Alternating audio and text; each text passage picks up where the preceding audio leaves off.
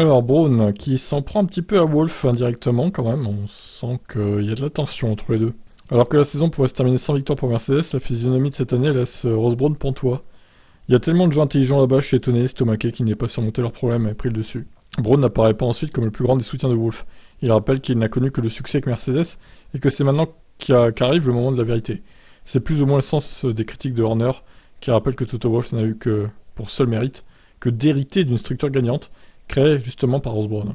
Il est arrivé dans une structure gagnante, il a maintenant eu ses premiers problèmes, ses premiers gros problèmes. Quand vous connaissez ses hauts et ses bas, c'est toujours cela qui est la vraie mesure de vos capacités. Je lui ai dit une fois, Toto, tu as fait du bon travail.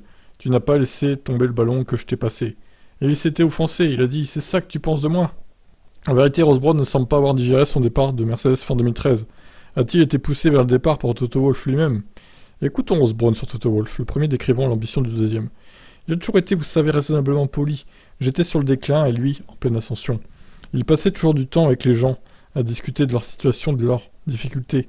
Je savais que j'étais sur le déclin parce que mon intérêt, la façon dont je travaillais, la façon dont je m'impliquais, était avec une approche moins motivée, il pouvait le voir. Bon bah voilà, alors du coup, y a pas de scandale, Ross, si tu étais sur le déclin que tu le reconnais toi-même. Place à la jeunesse, n'est-ce pas?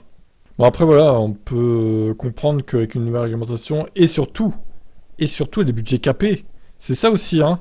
Vous croyez quoi, si Mercedes pouvait dépenser 300 ou 350 millions comme il le faisait chaque saison, les problèmes auraient été réglés énormément plus vite. Et oui, dès la mi-saison, je pense, voire même avant peut-être. C'est les budgets capés qui ont foutu l'équipe dedans, hein, clairement. Tant pis, c'est le jeu. On espère que 2023 sera meilleur. Je vous laisse commenter, ciao.